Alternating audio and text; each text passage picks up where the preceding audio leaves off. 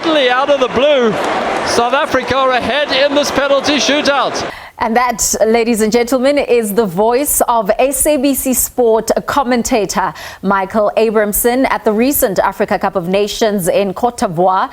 Now, Abrahamson joins us via Zoom to unpack the AFCON event and the resumption of the Premier Soccer League action. A very good evening to you, Michael. Brilliant job that was done in terms of the AFCON in Ivory Coast.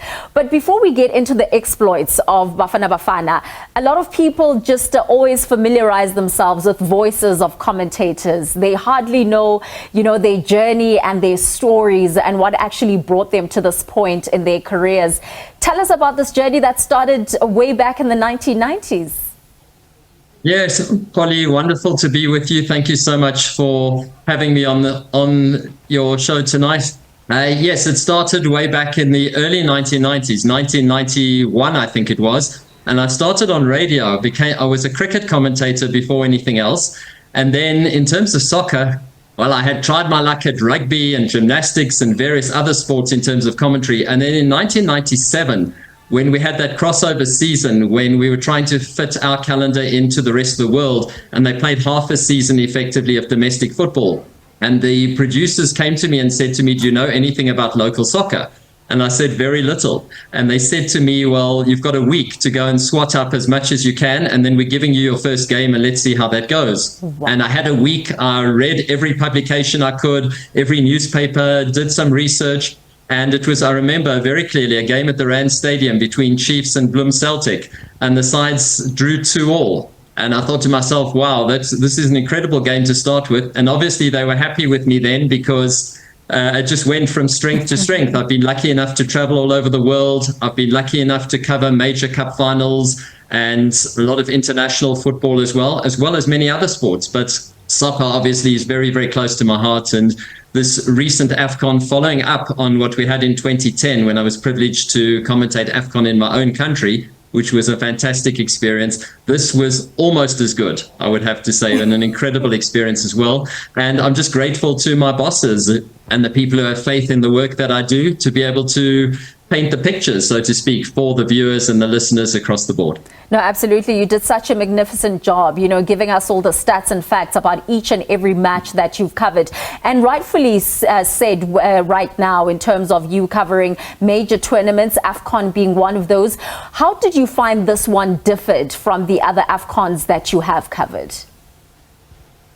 Well, in one respect, I wasn't actually in the Ivory Coast, so we were doing it from off-screen in South Africa, which meant that we didn't really get a massive taste of the atmosphere in the country itself. But as a tournament, it was brilliant. It had absolutely everything that anybody could have wished for. We had our upset results. We had some of the big names on the continent going out early in the tournament. And we had the minnows, countries like Cape Verde, countries like Mauritania, surprising and causing upsets all the way along the line. And then, of course, the fairy tale story with the host nation, who were pretty much dead and buried after the group stage, somehow found a way through and then went all the way to the final and beyond.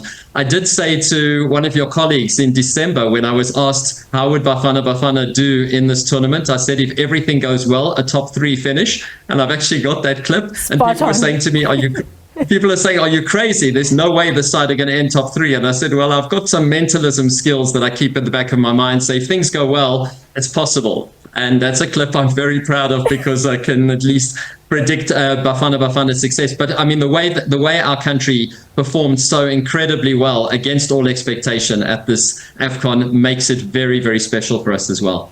No, absolutely. I mean, we also look at how VAR was also used in this tournament, which is something that we are going to be talking about for really years to come. But of course, the exploits of Bafana in Cote d'Ivoire, such brilliance in terms of the history that they've made. 24 years it's been. And finally, we can say they are AFCON bronze medalists. What do you make of their tournament? Oh, brilliant tournament from start to end. The way they started, even that game against Mali, I thought in the first half they played very, very well. Then maybe we're a little bit bullied out of the game in the second half by the physicality of the Malians. And when Mali scored, it was always going to be difficult. But the way they responded to score 4 goals against our neighbours Namibia. People are saying Namibia is an easy opponent, but remember, we've drawn with them 0-0 fairly recently. To go under that pressure and bang in 4 goals and improve our goal difference was great. And then that tense game against Tunisia. Tunisia were expected to do big things. They went in, seeded third on the continent at the start of AFCON. And we held our own in that game. We were tactically very, very good, managed to get through to the next round. And then, of course, that crunch match against Morocco. And I thought we were much the better team throughout. Tactically, we were really good. We closed them down. I think they had only 1 shot on target in the entire match. So we got through that one. And then people were saying, okay, we've been through that. That was a major test. We're going to have a letdown against Cape Verde. But it wasn't the case. We lifted our game even more again. And in the end, we were unlucky to lose to Nigeria in the semi-finals. So overall, very, very proud of the team. I think the technical staff, the players, the fans who were there supporting the team, everybody deserves a lot of credit. And to come out with bronze medals, it's almost as good as winning AFCON in 1996, because this was a team that very few people gave a chance of doing well in, and they performed way above any expectations. So very proud of them, and I think it was a magnificent AFCON, not only for Bafana Bafana, but I think for the SABC and the product that we put out on air and on radio and across our social media platforms. I think that was fantastic for the public. No, absolutely. And of course, to see, 2 players in the best 11, of course, Ronwin and Deboho, and now Bafana going up in terms of the FIFA rankings really is amazing. Michael, now we know the next step is going to be the friendlies against Andorra and Algeria. How are these 2 teams going to help us, in preparing, I guess, for the World Cup qualifiers, which are really the crunch matches, especially against Nigeria that we're going to be taking on in June? Well, as you say, Algeria are always going to be tough opponents, regardless of how they fared at this AFCON. They had a bit of an off tournament. I think all the North African nations struggled, but it's good for us to play against teams with different styles. Andorra provide their own, a completely different style from what the Algerians will play. And I think it's important to be tactically aware. Fortunately, the Bafana Bafana side, of course, consisting of a lot of Sundowns players who play across the continent, who play against different styles of football, the North African style, West African opponents, East African opponents. So I think it's good for the side to get as many different footballing styles as possible. But as you say, that game against Nigeria in June is going to be crucial. We're ahead of them in the group. They are obviously dangerous, and they are a side who started slowly in their qualifiers. They drew both their opening games 1-1. So they are behind us in the group.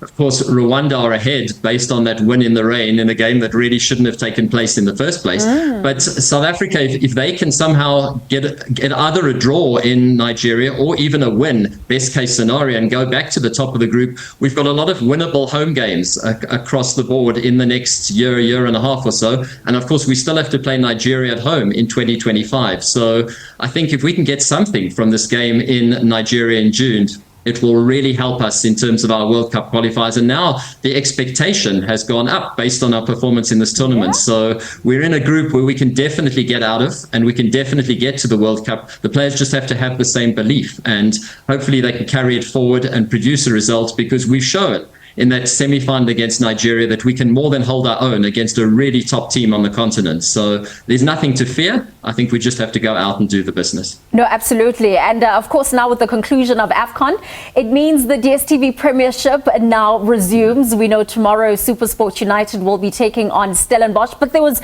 so much that was happening in between with Swallows letting go of players, a lot of signings that have been made here and there. What can we expect now with the next couple of months as we draw closer to the end of the DStv Prem? I honestly can't tell you, Polly. I think we're in for a very interesting time. That match you referenced tomorrow night is a key match between SuperSport United and Stellenbosch, because Stellenbosch are 3 points behind, but with a game in hand in terms of the chasing pack. So for Stellenbosch, it's vital to try and get a result there. And of course, they've confirmed the extension of the contract of Fawaz Bassadine, which is very, very big news for them. For SuperSport United, if they want to remain in touch with the log leaders and challenge Sundowns down the line, then they need the points from this one. So I think that's an intriguing match. Of course, the big one is Sundowns against Pirates on Saturday evening, that will be showing live on SABC at 8 o'clock. And I suppose in many ways you look at that match and you think, well, Sundowns so far ahead in the league table, matches in hand.